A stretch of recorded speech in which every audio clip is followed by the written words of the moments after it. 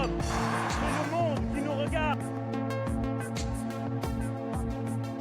L'association Solidaridad. Chi come noi hanno sempre combattuto.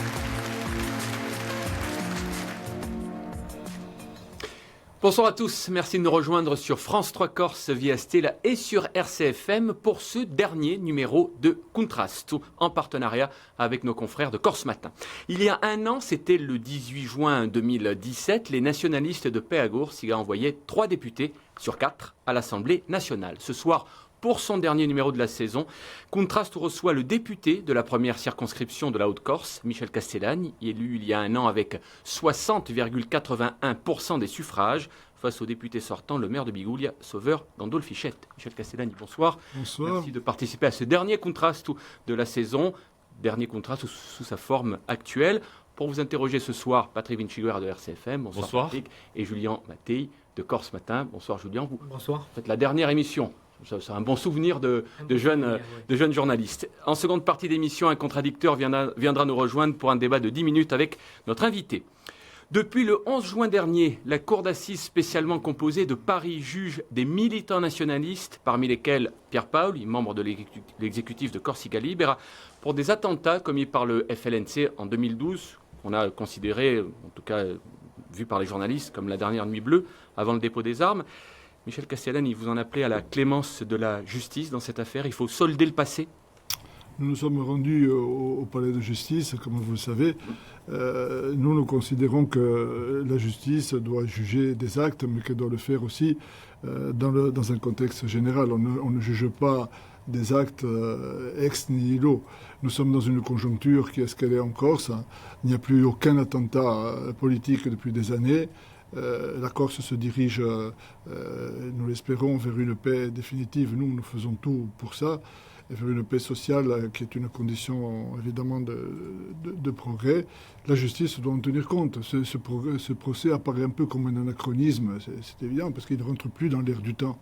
Donc je pense que les juges doivent en tenir compte. C'est notre avis en tout cas. Michel Castellani, en dehors de ce procès, faut-il également effacer les millions d'euros d'amende infligées à d'anciens prisonniers nationalistes? Le collectif Ibadrio, ce jeudi, a rencontré Gilles Simeone. À un moment donné, ils ont évoqué la possibilité que la collectivité de Corse pourrait payer. Proposition apparemment écartée par Gilles Simeone, qui propose néanmoins de créer un fonds de solidarité. C'est une bonne idée? Écoutez, il y a des familles qui sont écrasées. Là aussi, ça appartient au passé. Il faut solder ce passé. Je pense que ça fera partie aussi des discussions que nous aurons avec le gouvernement. Vous savez très bien qu'il y a plusieurs façons de gérer les choses. Et quand on veut trouver, quand on désire trouver des solutions, on les trouve. Là, visiblement, il faut en trouver une. On ne peut pas ça peut passer par la collectivité de Corse? Est-ce que la collectivité de Corse pourrait abonder ce fonds de solidarité? Ne me demandez pas moi de répondre au nom de la collectivité de Corse. Moi je pense que c'est une solution globale qu'il faut trouver. La collectivité de Corse a tout à fait sa place dans les discussions avec le gouvernement, et nous aussi, et nous le ferons d'ailleurs. À l'actualité, c'est aussi l'Aquarius, ce bateau qui a recueilli 630 migrants au large de la Libye. Les présidents de l'exécutif et de l'Assemblée de Corse, très vite, ont proposé que le navire soit accueilli dans un port de Corse. Mais c'est une prérogative de l'État, Michel Castellani, c'est une compétence de l'État. Cette proposition n'était donc pas réalisable, je dirais, d'un point de vue juridique. C'est un coup de com', un coup politique, comme l'a dit Jean-Martin Mondologne? En aucune façon.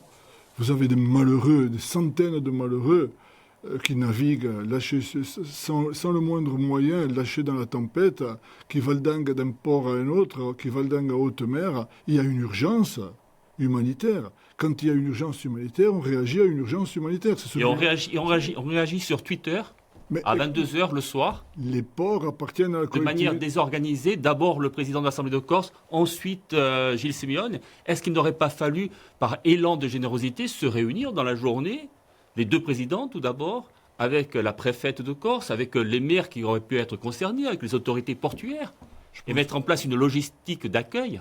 Je pense que les gens de la collectivité, les deux présidents, ont agi dans le cadre de leurs compétences. Ils ont la gestion des ports. Ils ont proposé d'ouvrir les ports à ces malheureux. Maintenant, en aucun moment, nous n'avons la prétention, nous, de gérer le problème des mouvements migratoires malheureux qu'il y a en Méditerranée, ni de gérer la position de la France par rapport à ce problème, et encore moins la position de l'Europe. C'était une position ponctuelle face à une situation précise, voilà, qui continue d'ailleurs et qui est extrêmement malheureuse.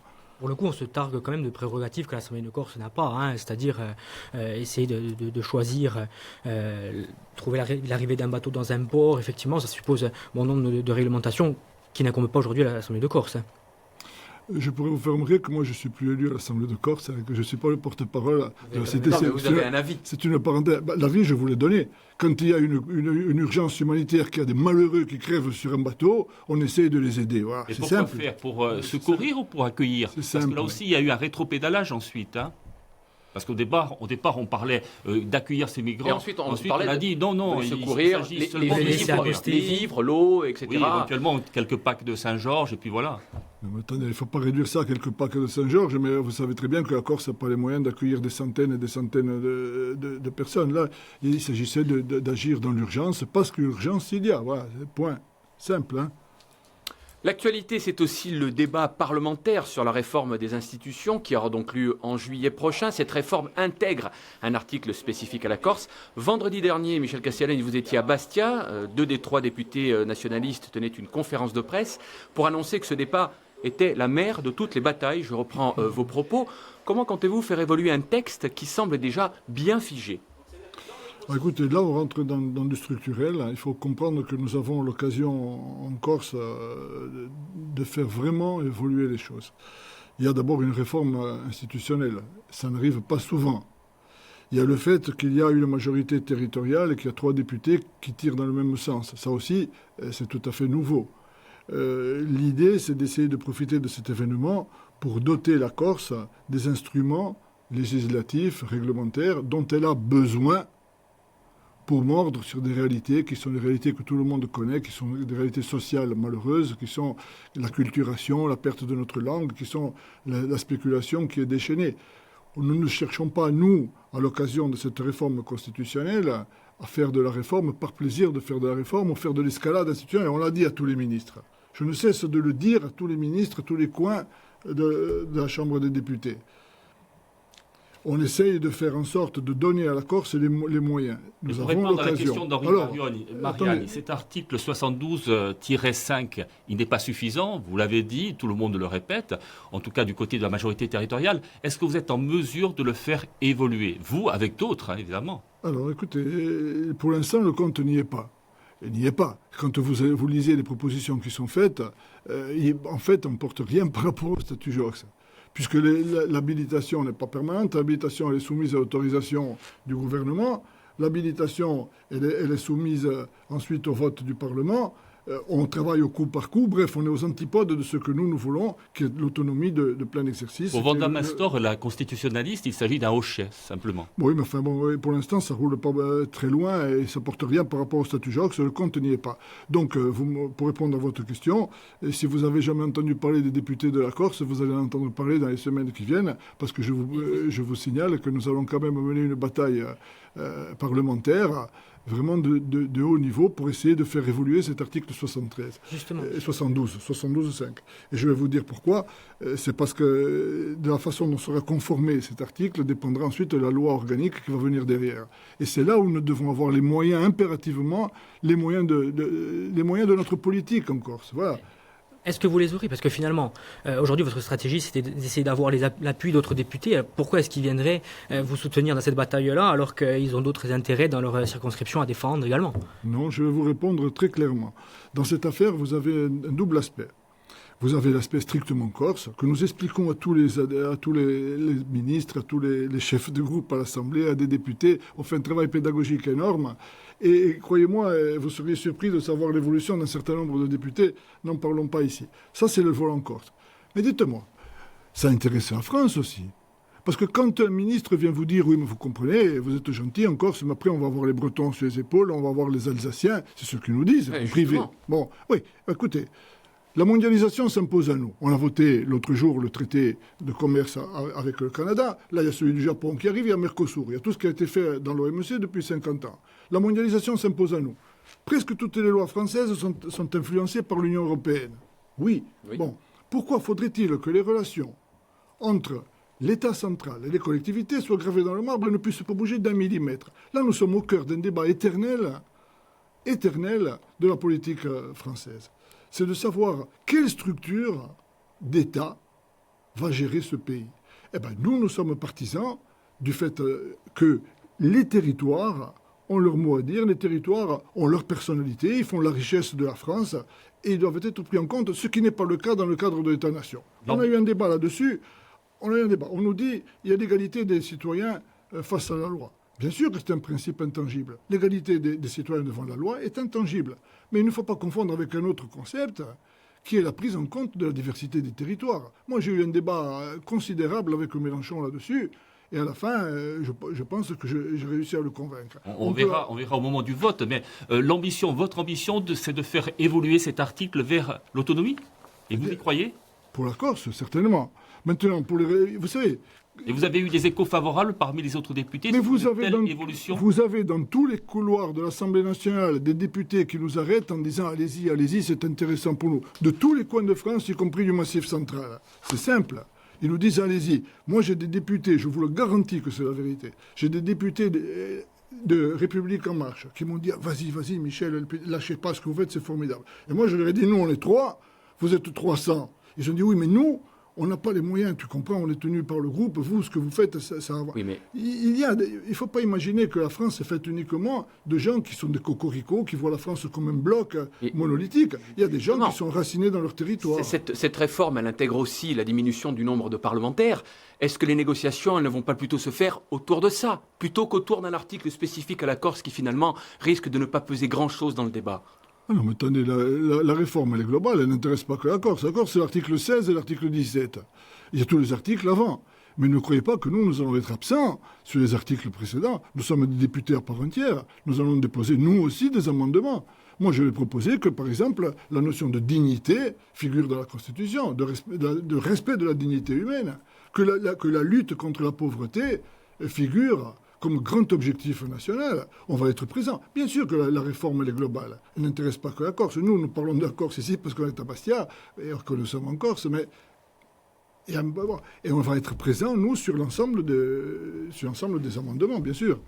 Pour être écouté, ou plutôt pour être davantage entendu, où en est-on de la création de ce fameux groupe, de ce 8e groupe à l'Assemblée nationale? Vous y travaillez toujours? Vous savez, l'Assemblée nationale, c'est un univers clos dans lequel les gens se rencontrent en permanence. Il faut le comprendre. Bon. Donc, il est évident que nous avons, nous, des rencontres, que nous discutons. Voilà. Pour répondre à votre affaire de groupe, il est évident que vous ne faites pas un groupe par plaisir de faire un groupe. Vous faites un groupe quand il y a des éléments à défendre, quand il y a un fil directeur. Des valeurs partagées aussi. Bien sûr. Donc, nous sommes en train de discuter de façon très claire sur tous les grands aspects. Quelle ligne politique, quel positionnement par rapport aux lois sociales, par rapport à la loi des finances, des choses fondamentales. Par rapport à la réforme constitutionnelle, on discute. Maintenant, si la Corse va y trouver son compte en ayant des appuis que jusqu'à présent nous n'avons pas, nous devons en tenir compte. C'est une évidence. Quitte à s'associer avec un Charles Amédée de Courson, avec des députés de la Marne. Écoutez, chaque fois on me parle de Charles Amédée de Courson. C'est-à-dire qu'il a pris des positions sur la Corse. Je vais vous parler de Courson. Moi, de Courson, je suis allé voir le premier jour où je suis arrivé à l'Assemblée, puisque nous sommes ensemble à la Commission des Finances. Absolument. Au Brimouillard, non. Je suis allé, j'ai dit, monsieur de Courson, vous savez que vos positions sur la Corse, ça ne peut pas aller. Voilà. Bon, tel que je vous le dis. Et depuis ce jour-là, nous avons discuté des heures entières avec de Courson. J'ai essayé de lui expliquer, moi, clairement, quelle était notre position, quelles sont nos raisons d'agir, quelles sont nos solutions. Et je peux vous dire que de Courson, aujourd'hui, je peux vous le dire, il n'a plus le même langage sur la Corse. Donc il serait d'accord pour l'autonomie fiscale, par exemple. Il a combattu pendant des années les dispositifs fiscaux dont bénéficie la Corse, et aujourd'hui, il serait converti, par exemple, à l'autonomie fiscale. Ne parlons même pas de l'autonomie politique. Moi, je ne suis pas le porte-parole de Courson. Ah non, vous dites qu'il a changé d'avis, donc c'est qu'il vous a dit quelque chose.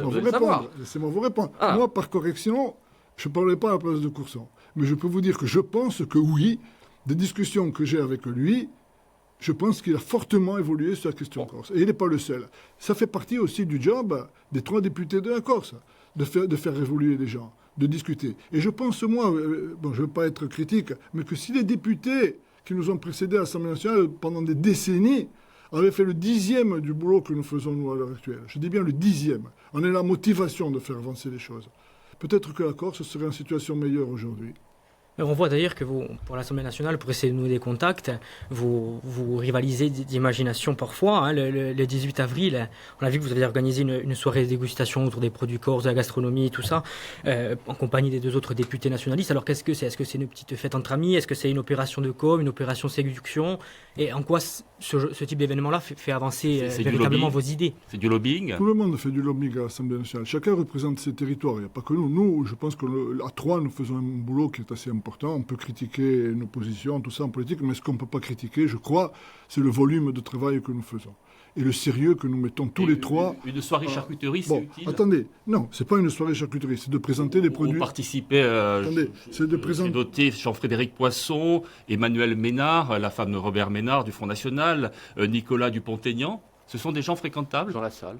Jean Lassalle aussi, enfin, la droite identitaire. Toute la gauche, tous les mélanchonistes, tous les communistes, y compris mon ami Jean-Paul Dufresne de Moulins, le député communiste. Il y avait 200 députés. Si vous voulez, on peut prendre la liste. À quoi ça sert? Vous m'en citez 3. Ben, je vais vous expliquer. Est-ce qu'on n'est pas dans l'image folklorique de la Corse? Non, mais là, vous prenez les choses à l'envers. D'abord, il s'agit de présenter la richesse de ce que font des gens qui font leur travail avec amour en Corse, des productions bio. Si vous trouvez que c'est rien, bon, c'est votre problème. Maintenant, il s'agit aussi, effectivement, de nouer des relations informelles. C'est comme ça qu'on fait. Vous le comprenez très bien. Quand vous êtes de façon décontractée hors de l'hémicycle, vous n'avez pas le même type de relation que quand vous êtes en représentation dans l'hémicycle ou en commission. Donc, ce travail doit être fait. Moi, je trouve que c'était une bonne opération. Et je vous dis, il y a 200 députés qui sont passés. 200 dans la soirée. On a eu l'occasion de discuter jusqu'à tard dans la soirée. Bon, maintenant, il n'y a pas que ça. On fait pas que des. On a fait une fois en un an aussi. On l'a noté parce que l'après-midi, vous aviez ferraillé contre le gouvernement. Et le soir, sous les lambris, là, on vous voit avec tous les députés en train de boire un verre, etc. C'est les 2 images qui sont choquantes. Hein. Tout le monde va gérer, mais va derrière. Si vous n'imaginez pas que les députés passent leur vie à se mettre des coups de poing dans la figure quand ils sont en dehors de l'hémicycle. Enfin, il y a des amitiés, après il y a des relations transverses, il y a des relations personnelles, régionales, que sais-je moi. Et Jean Lassalle, il est devenu fréquentable, parce que outre ses positions politiques un peu anachroniques, il est surtout connu pour ses positions vis-à-vis des dames. Hein. Il est quand même assez sexiste, il a 1 ou 2 plaintes sur le dos pour des comportements, dirons-nous... ambigus. Et déplacés. Donc, déplacés. Il est fréquentable politiquement, Jean Lassalle, pour défendre les intérêts de la Corse? Écoutez, Jean Lassalle est un garçon qui est effectivement un peu atypique dans l'Assemblée nationale. Bon, maintenant, je vous signale qu'il parle peut-être un peu à tort et à travers, mais je ne crois pas qu'il soit plus sexiste qu'un autre. Moi, je le connais bien, Jean Lassalle. Il n'est pas plus sexiste qu'un autre. Bon, il a des formules, des fois, pas très heureuses, je dirais. Voilà. Maintenant, voilà, c'est un député qui est enraciné, qui est en même temps un vrai paysan, quoi, qui travaille la terre et qui essaie d'avoir une représentation de son territoire. Maintenant, on peut discuter de la façon dont il représente sa région, hein, évidemment. Alors, le chef de l'État l'avait annoncé lors de sa visite en Corse le 6 février, à l'occasion des 20 ans de l'assassinat du préfet Erignac. Emmanuel Macron avait dit que plusieurs ministres se succéderaient en Corse dans les prochains mois. C'est effectivement le cas, plus d'une quinzaine de visites ministérielles en quelques semaines. Dernière en date, celle de Bruno Le Maire, les 4 et 5 juin dernier. Une visite qualifiée d'inutile par le président de l'Assemblée de Corse, Jean-Guy Talamogne. C'est aussi votre avis ? Je crois qu'il ne faut pas voir les choses lors des visites. Les visites, il y a tout un protocole, on reçoit les gens, on essaie de les recevoir correctement. Bon, voilà. Ça ne se passe pas là. Les choses se passent dans les négociations. D'abord, vous avez vu ce qu'on a fait à Matignon. Ça n'a pas été très heureux, à mon avis. Plus après, tout ce que nous voyons en privé avec les ministres, plus avec leur chef de cabinet, c'est là où on essaie de faire évoluer les choses. C'est pas quand vous recevez les gens, là il y a tout un protocole, on emmène les ministres dans telle ou telle entreprise, vous savez très bien comment ça se passe. Bon, le ministre fait sa conférence de presse, il a des discours convenus, Voilà. Non, tout le travail que nous faisons, c'est un travail de terrain là-bas. Travail que vous pouvez voir quand il s'agit d'intervention dans l'hémicycle ou en commission. Et puis tout le travail que vous ne voyez pas, qui est l'aspect caché de l'iceberg, c'est tout le travail de persuasion que nous faisons et de discussion. Je vous signale que quand même, ce que nous faisons n'est pas tout à fait inutile. Vous avez vu que l'autre jour, nous avons réussi à faire passer, ça a été un gros boulot, nous avons réussi à faire passer l'évolution sur la loi littorale, parce qu'avec cette histoire de dents creuses, on était en train de mettre en l'air... C'est pour cette raison que vous n'avez pas voté contre la loi Elan ? Forcément. Vous êtes abstenu. Forcément, on s'est abstenu sur la loi Elan, parce que justement, on en a discuté entre nous. Parce que nous venions de gagner quand même un amendement qui est très important pour la Corse. C'est le fait de ne pas démanteler le PADUC, finalement. In fine, c'était ça. Donc, on avait réussi à persuader nos collègues, y compris la majorité. On en a tenu compte. Mais si vous analysez les votes que nous avons sur toutes les grandes lois, vous avez remarqué que nous avons quand même une position qui est cohérente, qui est d'essayer de faire une France plus sociale, une France plus ouverte sur les gens qui sont en difficulté. Nous avons toute une série de votes qui sont cohérents. Là, il y a un vote où on s'est abstenu, effectivement, pour les raisons que je viens de vous indiquer. C'est que nous avions obtenu justement de préserver, c'est très important pour la Corse, de préserver il y a beaucoup d'autres choses, le milieu littoral. Par exemple, la libéralisation du logement social, ce genre de choses. Donc du coup, parce que vous obtenez l'amendement sur la loi littorale, vous pouvez vous asseoir sur un certain nombre d'autres dispositifs prévus dans le projet de loi. Non, mais on s'assied sur rien, nous, mon vieux. Quand on vote contre la loi des finances, on vote contre la mène la bataille à coups d'amendement contre la loi des finances. Vous avez vu que sur les lois travail, on fait une bataille de chiens pour préserver l'intérêt des salariés, pour préserver tous les aspects que vous savez de la vie sociale, aspects fondamentaux, que nous nous battons même pour les entreprises adaptées, pour les contrats aidés, pour le travail de nuit, contre les CDD à répétition, que nous faisons tout. Ça aussi, il faut Et sur l'interdiction du glyphosate, alors, vous avez voté quoi ? Nous étions en temps limité là, dans l'hémicycle, donc on a usé tout notre temps. On a usé tout notre temps, malheureusement. Vous n'avez pas participé au vote. Voilà. C'est pas qu'on n'ait pas participé, c'est qu'on avait plus. Ça devait passer dans la nuit de dimanche, nous on n'avait plus de temps de parole. On avait dit ce que nous avions, vous avez déserté le bord de l'hémicycle. À dire. Là, cette histoire de... Vous savez que là aussi, on leur a expliqué ce qu'on pense de... Vous n'étiez pas dans l'hémicycle. À répétition. Dans la nuit de dimanche.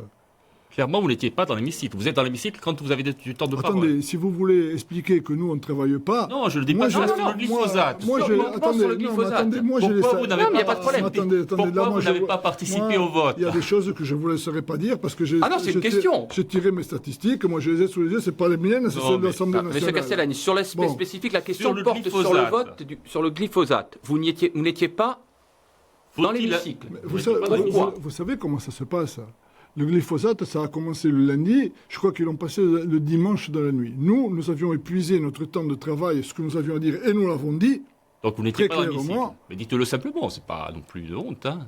Mais il faut qu'on reste à Paris toute la semaine, ne plus jamais être ici en Corse, jamais. Jamais plus mettre les pieds. Rester là-bas du dimanche au dimanche dans votre esprit. Nous menons la bataille. Alors maintenant, moi, je vais vous répondre.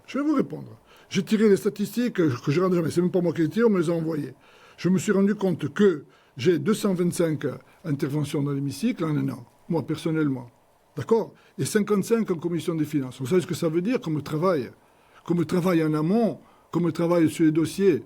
Bon, maintenant, ce n'est pas quantitatif finalement. D'abord, c'est 50 fois plus important que ce que faisaient les députés avant nous. Bon, ça c'est une parenthèse, je ne critique pas.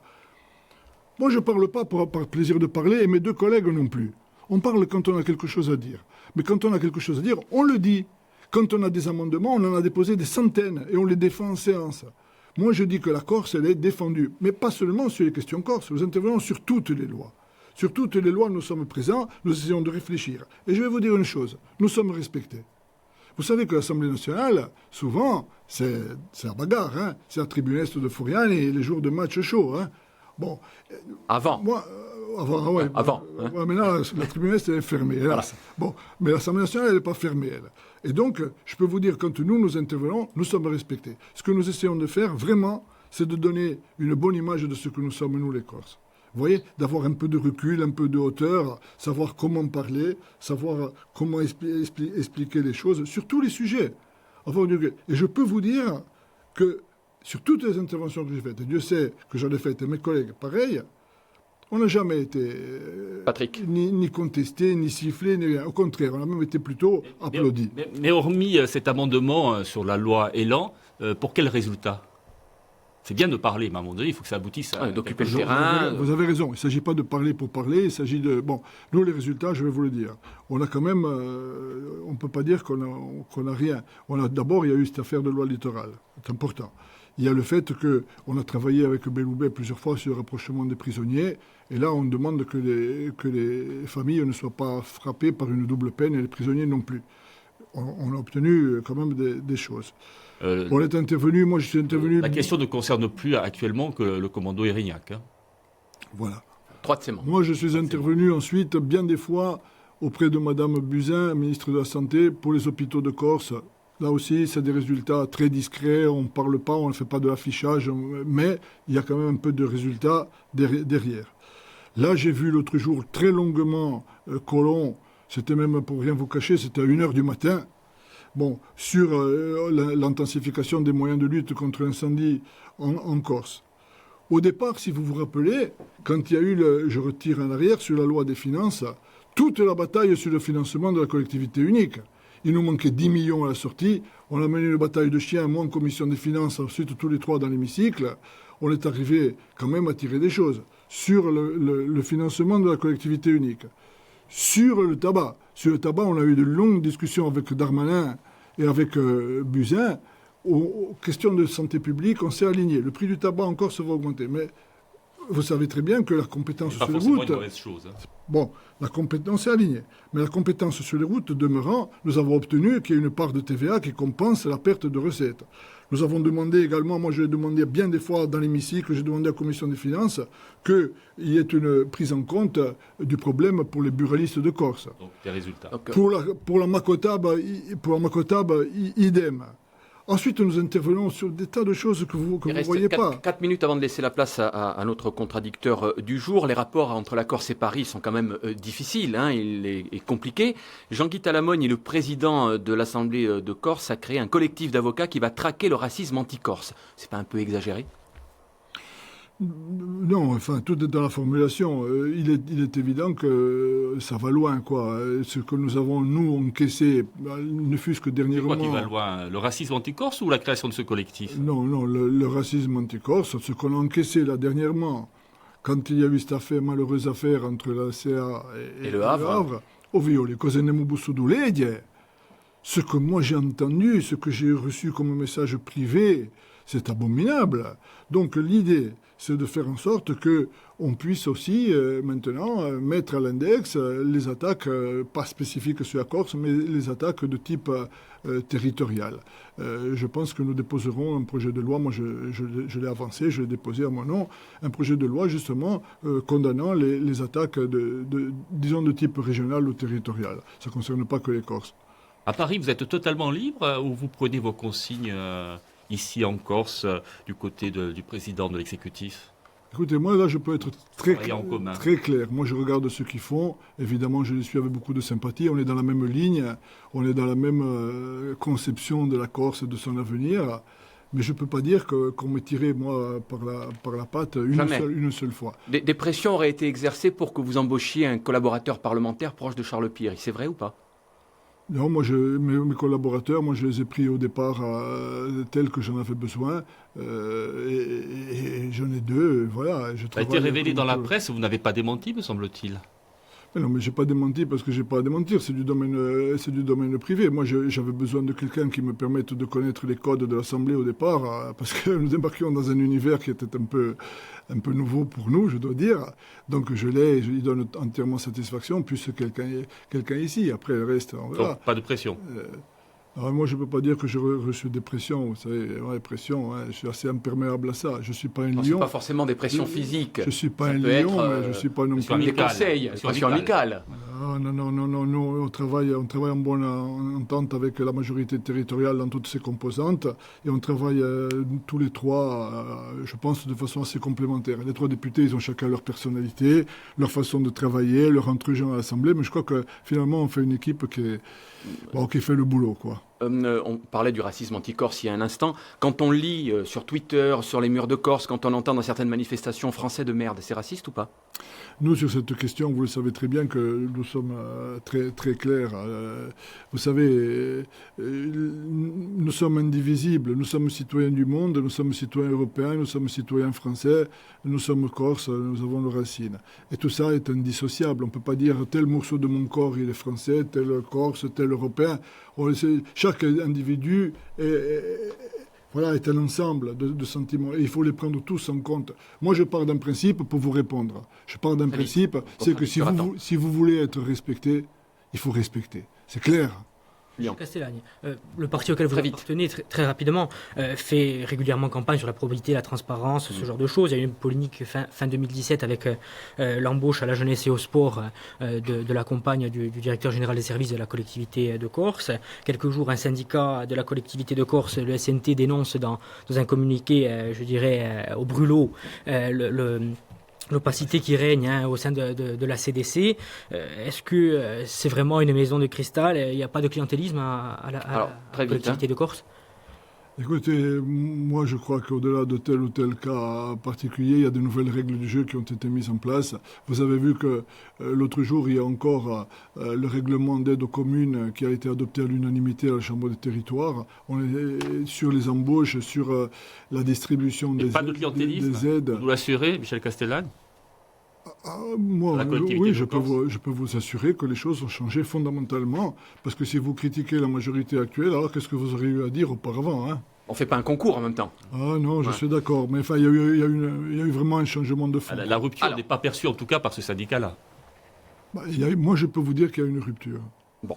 Fin de la première partie de Contraste, où, messieurs, vous laissez la place à notre contradicteur du jour pour le Contrabunt, où c'est Julien Morganti, vice-président de la CAB, la communauté d'agglomération de Bastia, en charge du numérique et conseiller municipal d'opposition à Bastia. Vous avez également été adjoint au maire. Bonsoir. Vous avez 10 minutes. Michel Castellani, en vous écoutant, vous semblez incarner le mieux les contradictions nationalistes.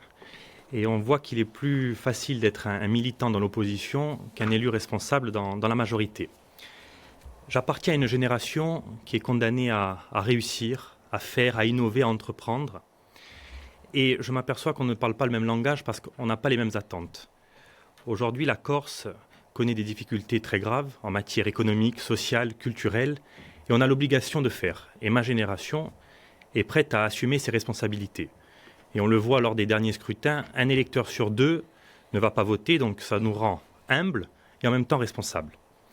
Et on voit que le souffle d'une victoire politique peut vite se transformer dans l'immobilisme et dans la seule défense des intérêts particuliers d'un petit entourage.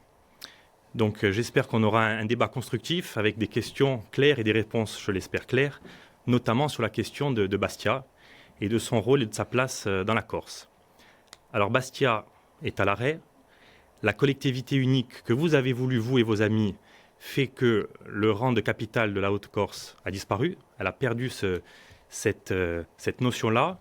Et là où le pouvoir politique et administratif part, rapidement, le pouvoir économique aussi s'en va. Donc c'est des emplois en moins, c'est de l'attractivité qui fait que Bastia se réduit. Et en même temps, on a des atouts indéniables, une façade maritime, un littoral, une culture, une identité qu'il faut valoriser. Donc ma question est simple. Quelles mesures économiques, et j'insiste bien sur l'aspect économique, proposez-vous pour sortir Bastia de l'immobilisme et du centralisme régional qui est fait avec la collectivité unique? D'abord, je voudrais vous dire que votre question elle est multiple. Concernant Bastia, vous savez très bien qu'il a fallu, dès le départ, analyser les moyens dont on disposait. D'abord, je dirais qu'il y a eu une rupture vraiment de gestion, rupture du mode de gestion avec ce qui se faisait précédemment. Ça rejoint ce que nous venions de dire à l'instant à propos de la collectivité. Au départ, vous le savez très bien, parce que nous l'avons travaillé ensemble au conseil municipal, il a fallu analyser les finances à travers le rapport Klopfer, voir comment assurer les moyens, la durabilité des moyens financiers, parce que sans moyens financiers, on ne fait rien, et il y avait une tension assez forte sur les finances. Depuis, la municipalité elle a beaucoup travaillé. D'abord, il a fallu solder l'affaire Albor, trouver les moyens, ça a été fait. Excusez-moi, je vous parle de la vision d'ensemble. En mars dernier, l'opposition a proposé une motion très consensuelle sur le positionnement des centres décisionnels, notamment économiques, comme le siège de l'ADEC, de l'Office foncier, le siège du Conseil économique et social qui pourrait être positionné à Bastia. Sur cette question, le maire a botté en touche. Il n'a même pas analysé cette motion. Et sur l'aspect économique, là aussi, pas de réponse. Non, d'abord, je voudrais dire, je finis. Ensuite, il a fallu prendre Godin. Nous avions juste une esquisse, trouver les financements, essayer de travailler là-dessus. Plus toute une série de travaux que vous connaissez, le Spacimar et puis toutes les places. Monsieur Castellane, quand ça fait 40 attendez, je vais ans vous répondre. qu'on attend d'arriver aux responsabilités, quand on y est, on doit être opérationnel tout de suite. La question, en quoi, en 4 ans, le quotidien des Bastiais a changé? Et c'est là où on est dans un nationalisme un peu de symbole, parce que rien ne se fait, parce que rien n'est tranché. Mais il n'y a pas que rien ne se fait, il y a beaucoup de choses. La question du port, vous avez été un ardent défenseur quand vous étiez dans l'opposition. Le port de la Carbonite. Le port de la Carbonite. Il y a beaucoup de choses qui se font. Vous avez dit à France 3, le 16 octobre 2017, on ne peut pas continuer avec un port qui date de 1860. Et vous avez raison. Qu'est-ce qu'on fait? Êtes-vous pour? Procédons par ordre. D'abord. Oui, mais c'est des questions importantes sur le quotidien. Mais d'accord, mais si je peux vous répondre. Sur la collectivité unique ne peut réussir, je l'ai dit publiquement, je le redis devant vous, ne peut réussir que s'il y a un équilibre territorial. Il y a 2 grandes agglomérations en Corse, c'est Ajaccio et Bastia. Et donc, il n'est pas question de tout concentrer sur une ville et rien sur l'autre. Là, il va falloir véritablement que l'Assemblée de Corse puisse se réunir à Bastia, quels sont les moyens, qu'il y ait un certain nombre d'éléments qui, d'ailleurs, ont commencé à être mis en place par la collectivité unique sur la ville. Ça, d'accord. Sur la Carbonite, vous savez très bien comment ça se présente. Le nouveau port de Bastia, entre guillemets, date de 150 ans, de 1870. Dans une île, dans une ville qui a une vocation portuaire, c'est pas possible. Il faut poser ce problème. Maintenant, le débat unique, malheureusement, est passé depuis 10 ans. Je constate que depuis 50 ans, on aurait dû faire un port à Bastia. Quand on a vu, il est hallucinant, que quand les flux maritimes ont augmenté de façon extraordinaire dans les années 60 et début 70, quand il y avait des moyens, qu'on était dans les 30 glorieuses, rien n'a été fait. Rien n'a été fait parce qu'ils nous reprochent aujourd'hui de ne pas faire le port. Moi, là, on parle d'avenir. Par exemple, la semaine dernière, ça a été révélateur. Il y a le rapport. Il y a le rapport de la CCI régionale qui a fait une analyse très intéressante sur l'impact de l'insularité, avec des mesures très concrètes. Dans une de ces préconisations, il y a la question des infrastructures. Et vous, symboliquement, au même moment, vous proposez un énième colloque sur l'autonomie en Corse. Et on voit bien le décalage entre les discours et les actes. Et moi, c'est sur cette question-là qu'on vous attend. Et autre mesure qui m'a surpris là encore plus à titre personnel, c'est votre démission en catimini mi-mai de la communauté d'agglomération. Vous auriez pu être un député en lien avec votre territoire et quelque part, par cet acte, vous abandonnez Bastia. Vous devenez un peu un député hors sol et c'est regrettable parce qu'on aurait pu faire un travail ensemble, au-delà des clivages politiques. Et quelque part, vous jouez à contre-emploi et vous ne jouez pas dans l'intérêt des Bastiais par cet acte-là. Non, vous savez très bien que je passe ma vie ici en association avec tous les maires de la circonscription, y compris de Bastia. Et oui, que je vois rester dans vos mandats. Que je vois toute l'association. Mais je suis conseiller municipal de Bastia et justement, il faut mettre ces actes en conformité avec ses dires. C'était pas logique que je cumule des mandats. Alors qu'on avait besoin de ce travail de lobbying sur des dossiers concrets. Alors que je suis déjà extraordinairement occupé à Paris puisque j'essaye de faire vraiment le boulot de façon sérieuse avec mes collègues. Et donc, au contraire, il y a une logique. Nous sommes le prolongement des intérêts de la Corse, même de Bastia à Paris. Et croyez-moi qu'on n'a jamais autant parlé de Bastia auprès des ministres que maintenant. Je peux vous le dire. Mais dans le quotidien, les Bastiens ne se rendent pas compte. Non, mais ça, c'est parce qu'il vaut mieux des fois être discret et travailler. Bon, et ça, je peux vous dire que moi, j'oublie jamais ni la Corse, ni ma ville. 3 minutes de débat. Ni ma ville. Donc, non, là, il y a une logique dans ce que nous faisons. Il y a une municipalité qui travaille. Nous essayons de les aider à Paris quand c'est nécessaire. nécessaire. Idem pour la collectivité territoriale, où nous servons de relais des fois sur des dossiers quand il faut le faire. Voilà, il y a une logique d'action. Mais ces contradictions-là, on les voit bien. Il y a vos propos, on sent bien peut-être qu'il y a une volonté, mais vous êtes impuissant. Parce que dans les faits, moi je ne vois rien. Et actuellement, on essaye de construire une alternative, et ça va être le sens aussi de cette nouvelle génération qui souhaite s'impliquer dans la société civile, dans le tissu économique, associatif, parce qu'on ne peut pas rester sur un nationalisme de symbole. Il y a une telle misère économique, sociale, ce décrochage de Bastia avec la collectivité unique. Et vous êtes un professeur d'économie, vous savez le sens des mots, notamment en matière d'action économique.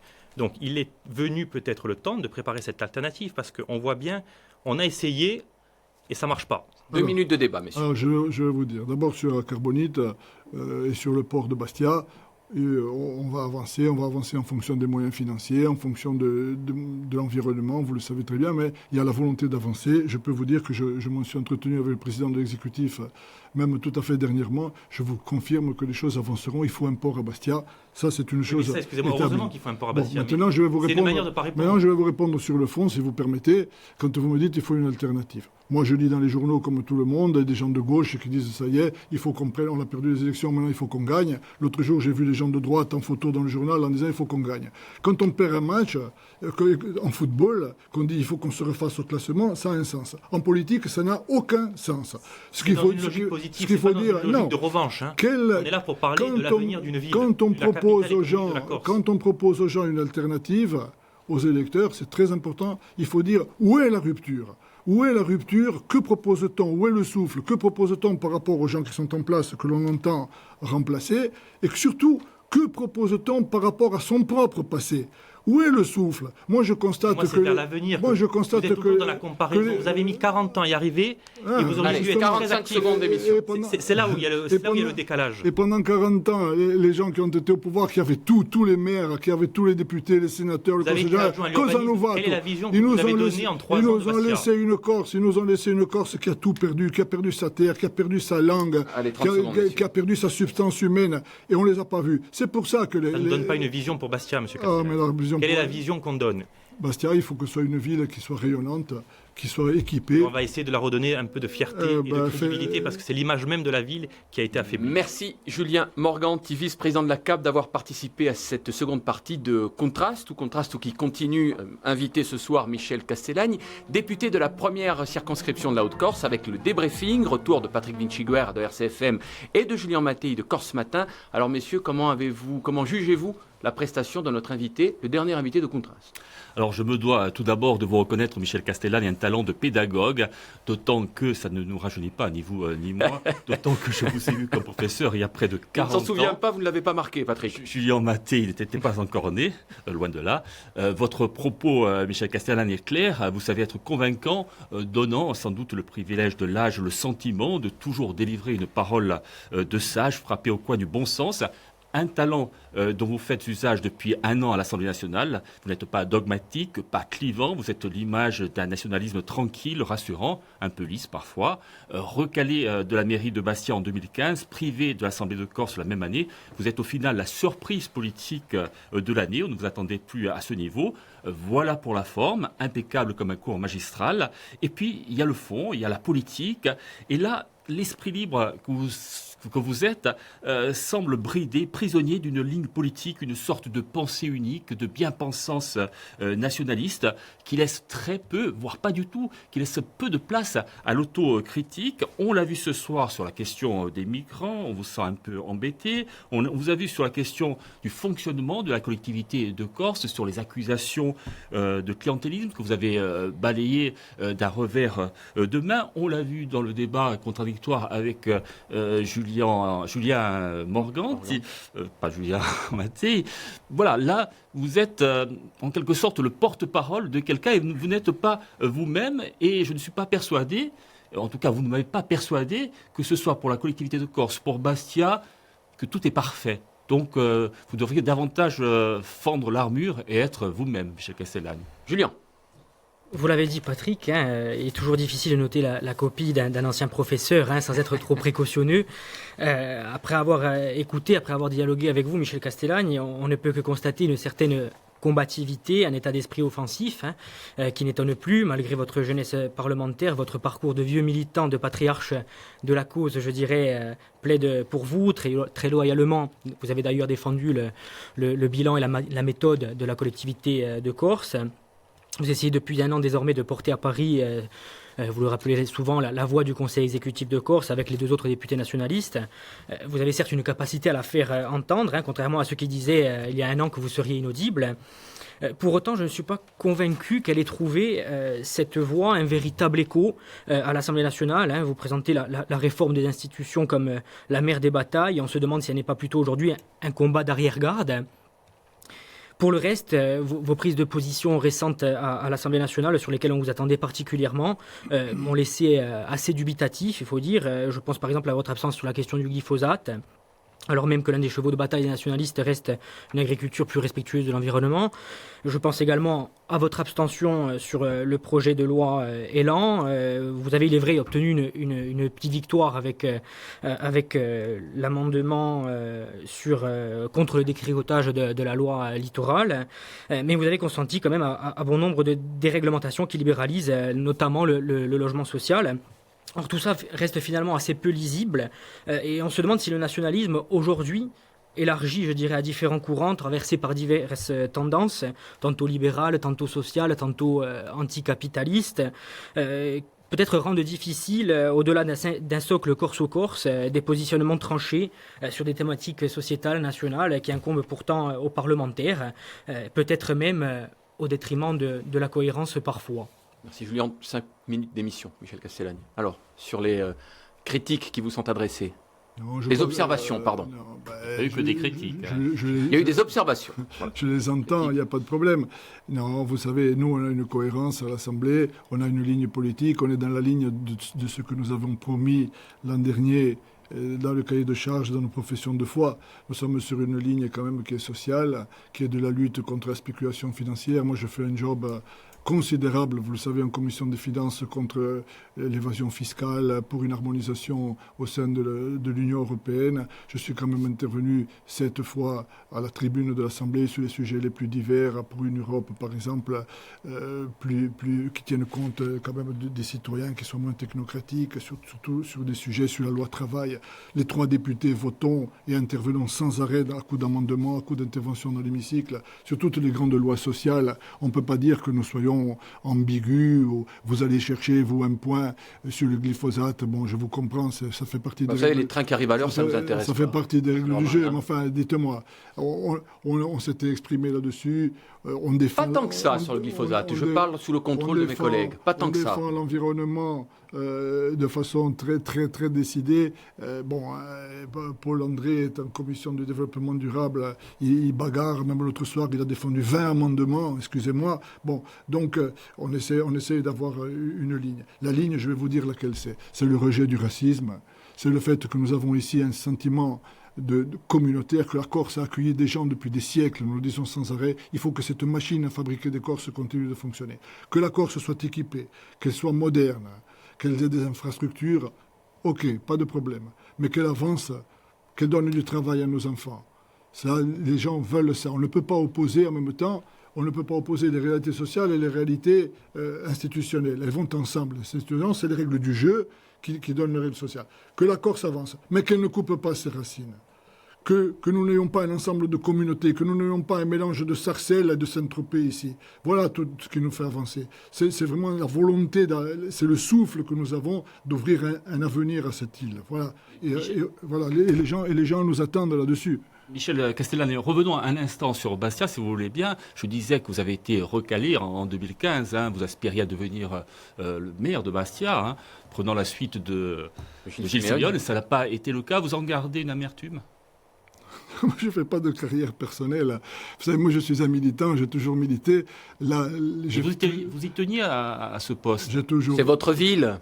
C'est ma ville. Bien sûr que c'est ma ville et que je l'adore. Mais vous savez, moi, j'ai fait ma carrière universitaire. Toujours, j'ai travaillé, je continue de travailler. J'ai toujours des doctorants, je vous signale. Bon, je ne suis pas un élu au sens où on l'entend, c'est-à-dire quelqu'un qui ne fait que ça. Moi, j'ai une autre vie à côté. J'ai ma vie familiale, bien sûr, mais j'ai aussi ma vie professionnelle.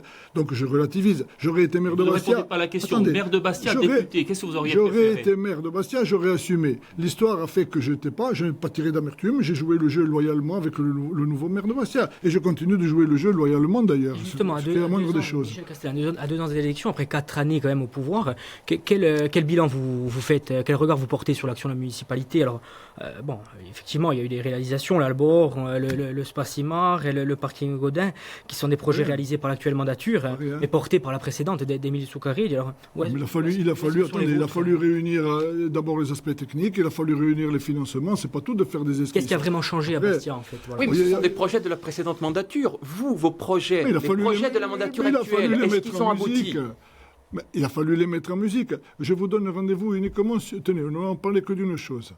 Oublions les parkings qui ont été ouverts à Tog, à Saint-François, à Saint-Antoine. Oublions la place Vatalapesca, la place Claude Pape, oublions Là, l'Annonciade. ce coup de pape, c'est Oublions. également l'ancienne majorité. Oublions le Puntetto qui a été repris. La place du Triangle. Oublions Reste 2 minutes. Oublions Allez. la poste qui va être restructurée, oublions tout ça. Ne voyons qu'une chose, le contournement de la citadelle. L'ancienne municipalité nous avait prévu un tunnel qui accompagnait le passage des égouts. À ce propos, la citadelle, Bon. les habitants de la citadelle sont vent debout contre le projet de surélever le lycée maritime, ce qui cacherait leur vue, mais qui cacherait également la perspective de ce symbole de Bastia. Vous savez, ça a été travaillé. Le lycée maritime, c'est une chose importante. Nous risquons de le perdre. Il va être transféré à 7, donc il fallait agir dans l'urgence. Nous avons agi sous la contrainte de l'architecte des bâtiments de France, du mieux possible avec les habitants. Nous avons choisi la surélévation parce qu'il n'y avait pas d'autre... Avec les habitants? Ah bon? En pétition accord, mais qu'est-ce que vous voulez? Bon, ça, c'est pas mon dossier. Hein. Moi, vous oui, me oui. parlez. Oui, Moi, je mais veux vous le bien- connaissez quand même. Je veux bien vous répondre, mais Vous connaissez les grandes lignes. Les habitants ne sont Allez. pas d'accord, pour ceux qui ne connaissent pas le dossier. Allez, très très vite, parce que il l'émission fallait est bientôt essayer terminée. de sauver à tout prix à Bastia ce lycée. Ça a été agi dans. Ils ont travaillé dans l'urgence. Bon, maintenant, le dossier va avancer. On essaie Pour de- revoir la copie, donc. Bon, on ne peut pas dire que le lycée maritime actuel soit une merveille d'architecture non plus, d'ailleurs. Mais enfin, bon, c'est un autre problème. D'une façon générale, Moins écoutez, visible. on essaye de travailler du mieux possible, Très vite, dernière de question. façon concrète. Et sur les municipales qui arrivent, au pire savez, à la mairie depuis janvier 2016, il a succédé à Gilles Séméon. Très vite. On l'a dit, est-ce que c'est le candidat légitime, parce qu'il n'a pas pour le coup la Alors là, c'est légitimité oui ou des non, urnes? Le générique démarre, donc très vite. Ben, si le Oui. générique démarre, moi je suis heureux d'avoir passé le temps avec vous. J'espère que les Corses Bon, pas de comprendront réponse. Pierre Saville, pas de réponse? qu'il y a un avenir qu'il y a un Allez, avenir à l'émission est bâtir. terminée. Merci Michel Castellani d'avoir été le dernier invité de Contraste. Merci messieurs, Contraste qui reviendra à la rentrée sous une autre forme, nous vous en reparlerons. Merci aux équipes techniques de France 3 Corse via Steel. Merci de votre fidélité, buonasera a tutti.